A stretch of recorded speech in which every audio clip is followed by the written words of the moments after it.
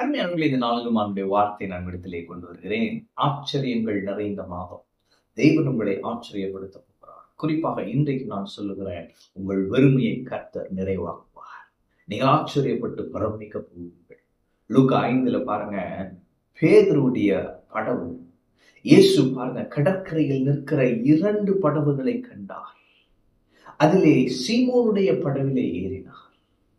நான் இன்று உங்களை பார்த்து சொல்லுகிறேன், உங்களுடைய குறைவை இயேசு நன்கு அறிந்திருக்கிறார். உங்களுடைய சூழ்நிலையை இயேசு நன்கு அறிந்திருக்கிறார்.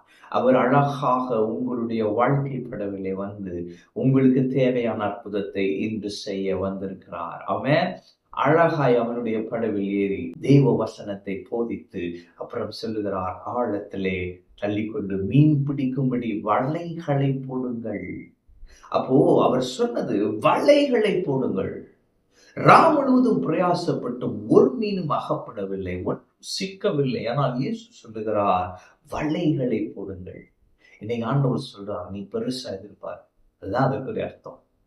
அவன் பேதுரு சொல்றான், ஒண்ணு கூட கிடைக்கல சார், நீங்க என்ன வலைகளை போட சொல்றீங்க?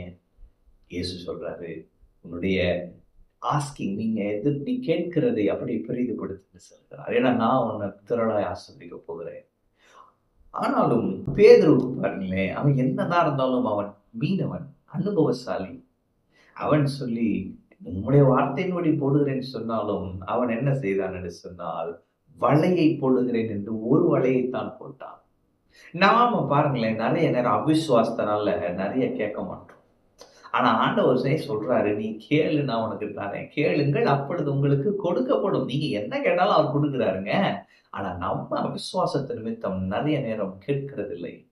இங்கே வலைகளை போடுங்கள் என்று சொன்னார். ஆனால் அவனோ வலைகளை போடாமல் வலையை போட்டான். எனவே நான் உங்களை பார்த்து சொல்கிறேன், தேவனிடத்திலே பெரிய பெரிய காரியங்களை தைரியமாய் கேளுங்கள், அவர் உங்களுக்கு தருவார். லேச சின்ன காரியம், உங்களுக்கு கஷ்டமா இருக்கிற காரியம் அப்படி கேட்காதீங்க, பெருசா கேளுங்க. ஏன்னா அவர் பெரிய தேவன்.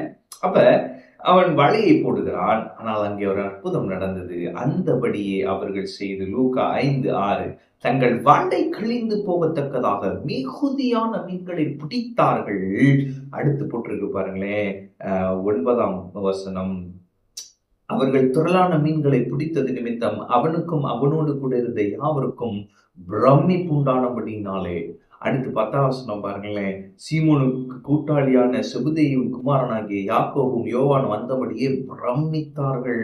அப்ப மீன்களை திரளாய் பிடித்தார்கள், அது நிமித்தம் பிரமித்தார்கள். அப்ப ஆச்சரியப்பட்டாங்க. இன்னைக்கு நான் சொல்லுகிறேன், தேவன் உங்களை ஆசீர்வதிக்கிற ஆசீர்வாதத்தை நிமித்தம் நீங்கள் ஆச்சரியப்பட போகிறீர்கள். எனக்கு தகுதியே இல்லை, எனக்கு இது எனக்கா அப்படின்னு நீங்க ஆச்சரியப்பட போறீங்க.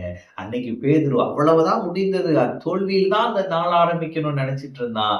தேவன் தோல்வியை ஜெயமாய் மாற்றினார், குறைவை நிறைவாய் மாற்றினார்.